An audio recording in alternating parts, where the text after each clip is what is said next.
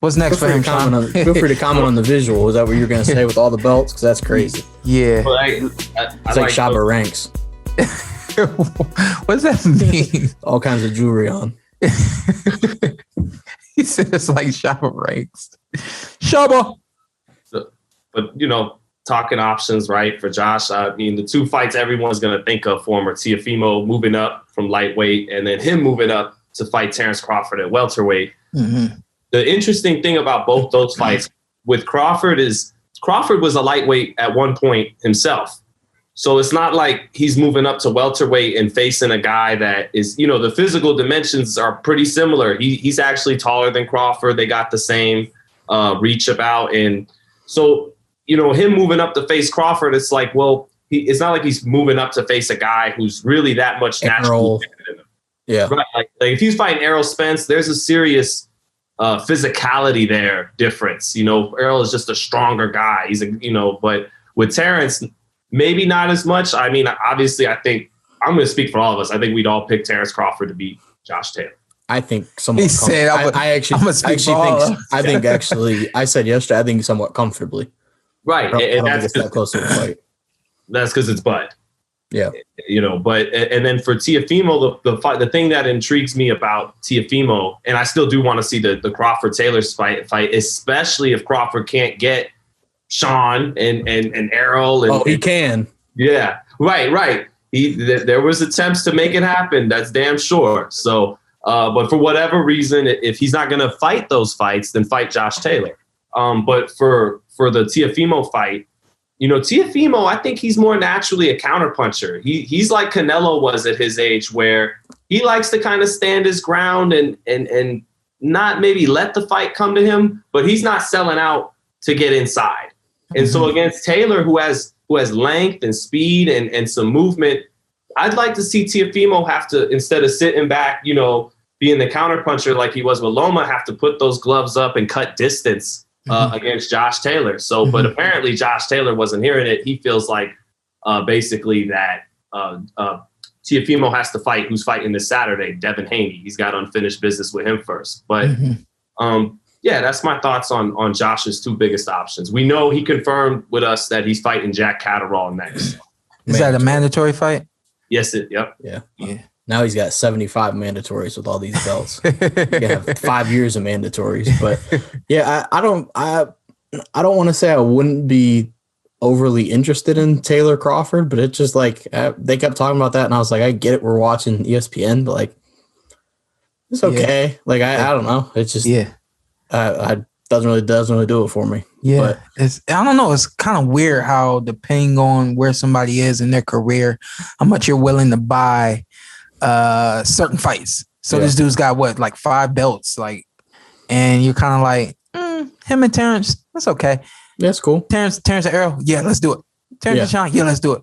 Yeah. Terence and Keith, yeah, let's do it. Yeah, I think from even from a Bud perspective, so the criticism of Terence Crawford, you haven't beat somebody legitimate at welterweight. Oh, beat the guy who's coming up from 140. How does that doesn't answer that question. It does the opposite. It's then you're fighting another guy that's the small guy that's coming up. So it just doesn't really answer any of the questions for me. But that's like one of the most annoying things I hear about Terence Crawford, though, that he hasn't fought a true welterweight.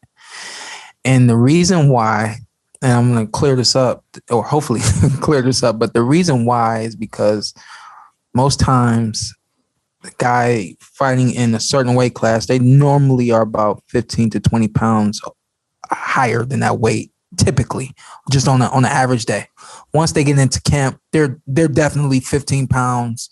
If you're doing the way it's supposed to be done, you're 15, maybe 16 to 17 pounds through camp. And then as you taper off in camp, you're going back to that 10 pound, 5 pound week of you're 3 pounds away, week of the fight type of thing. And so Terence, again, if you say, hey, he fought at 135, do the math. He was probably walking around at 150, cutting down to 135.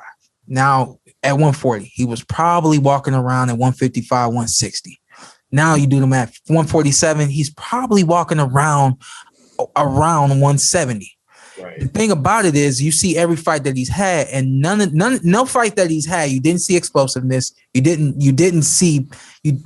lack power in any fight that he's had at 135, 140, and then now at 147. However, everybody wants to say he hasn't fought a true 147-pound fighter, and my thing is, if anything, he's grown into his weight classes opposed to other guys who cut down to get into the weight classes. He's grown into the weight.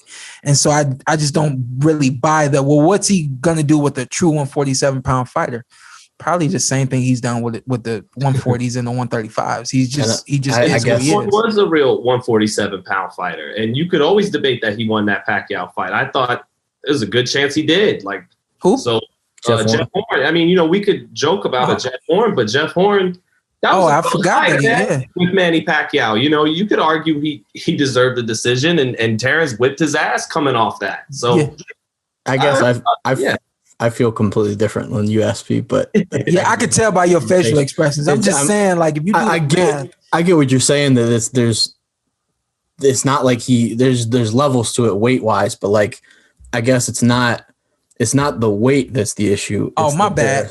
It's the establishment in that division I think is the fans' concern. It's not he's fighting a guy that naturally is 160 and he's coming down to 47. That's what I was trying to say. You're not fighting anyone that's been established as a top guy at welterweight. That's the issue. Is you're not fighting one of those guys. Don't tell me you didn't enjoy what you saw, because I know you did. What you need to do now, hit that subscribe button, hit the like, hit that notification button. Check us out every week, every Tuesday, something new for you right here on the Porter Way Podcast.